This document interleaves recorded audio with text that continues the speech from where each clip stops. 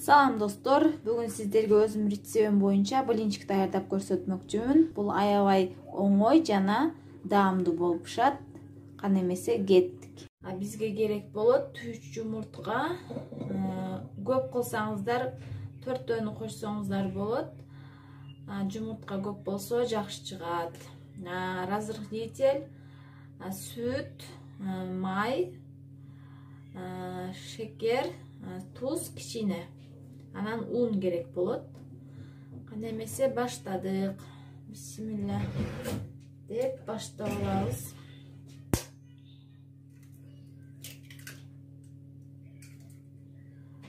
Жумуртканы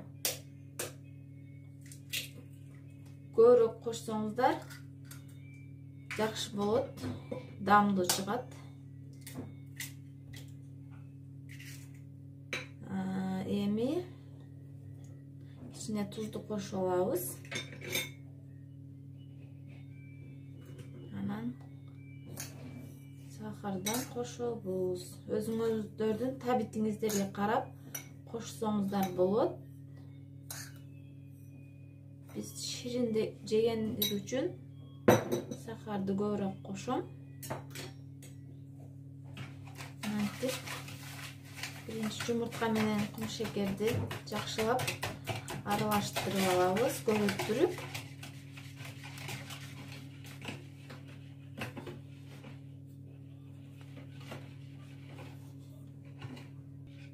Мынакей достор, буну кум шекерибизди жакшылап аралаштырып, эритип алдык.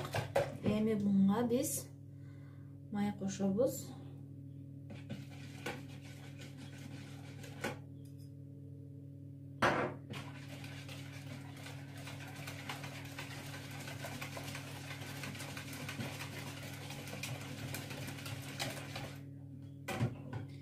Эми унду элеп алабыз.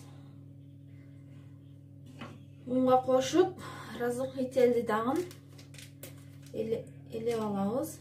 Эгерде сиздерде разрыхлитель жок болсо, сода кошсоңуздар деле болот.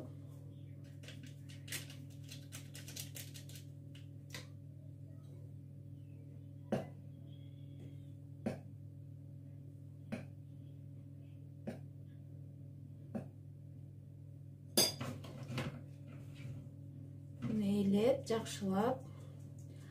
Эмне кылсаңыздар дагы унду элеп кошсоңуздар жакшы болот. Пирог, блинчик жана башка нерселерге дагы элеп кошсоңуздар камырыңыздар жакшы чыгат.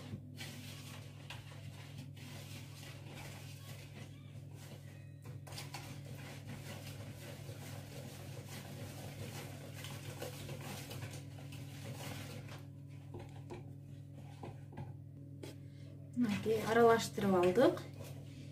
Эми мынга биз сүтүбүздү кошуп алабыз. Мен 1 стакан сүт коштум.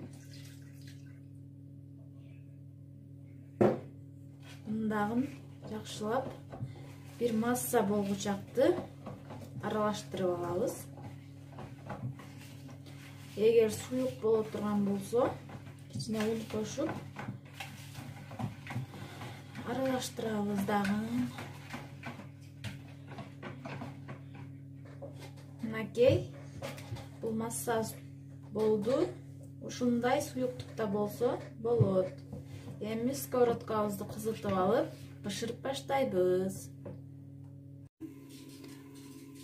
Ушундай болуп бышыш керек. Азыр артын оодарып көрсөтөм. Мына арт жагы ушундай болуп пышты.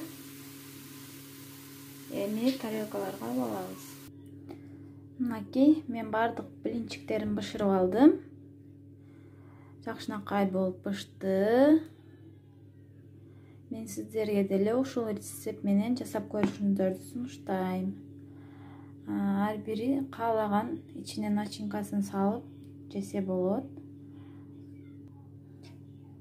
Мына мен мынантип ороп алдым. Бунун ичинде эч немке жок, блинчик өзү эле. Бунун ичинде сметана бар. Ушинтип ороп алдым. Сіздер дагы жасап көрүңүздөр. Кийинки видеороликте көрүшкүнчө сак саламатта туруңуздар. Баарыңыздардын табагыңыздар таттуу болсун.